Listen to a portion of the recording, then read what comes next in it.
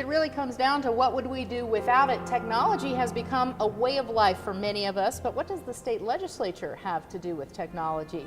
Hi, welcome to Comcast Newsmakers. We are coming to you from the state capitol where the state legislature is in session right now, and joining me is Representative Max Tyler. You are very involved, Representative Tyler, with the technology issues. Tell me a little bit of your background with technology. Certainly. I've had a business for 10 years before coming to the legislature that looked at technology from small business perspective, supported small businesses.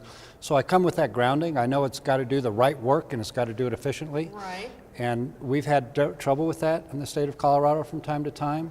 So we have to spend literally hundreds of millions of dollars to refresh systems that are 30 years old or more. And we want to make sure we get the most bang for the buck, do it the most efficient way possible, and make it, as I think, transparent.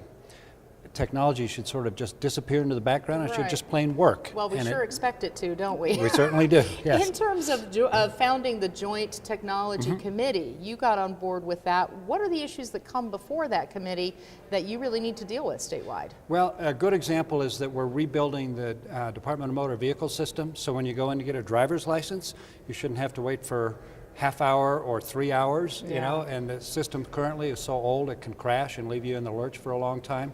That's an expensive project. That's over $90 million, and we have to make sure it's done efficiently and that it works when it gets put on board. There were a number of systems that were created in the early part of the century, you know, the 2001 to 2007, that crashed and never came to see the light of day, and we lost a couple $100 million in that process. We want to make sure that does not happen this time. And I'm telling you, if you fix the Department of Motor Vehicles in terms of the wait times, you will have a lot of fans throughout Colorado. That's right. You also chair another committee, the Energy and Transportation Committee. Yes. Tell me what you think the biggest issues coming before you for that committee are for this session, Max. Well, we know we have transportation needs in Colorado, but an awful lot of what we work on is energy.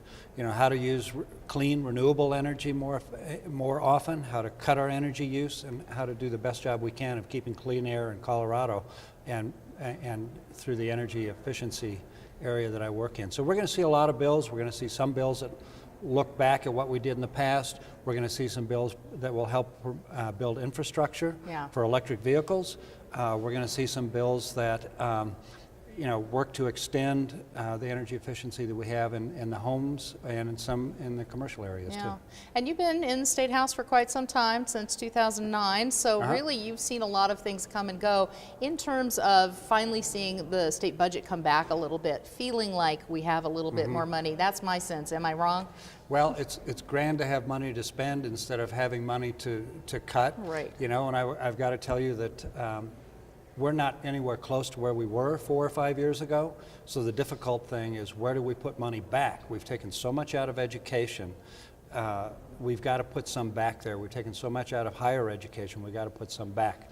It's not like we're spending profligately.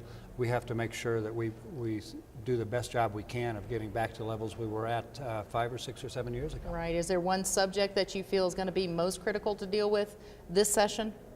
I think education funding is absolutely key. It's a key for people getting a better handle on their life and be able to move forward and have opportunity, and I think that's really important. I know the middle class is really struggling and hanging on by their fingertips, and education is a way we can move forward and make sure everybody has opportunity in Colorado. All right, very good. Representative Max Tyler, thanks so much for being with us. All right, thank you. And thanks for watching Comcast Newsmakers. I'm Beverly Weaver.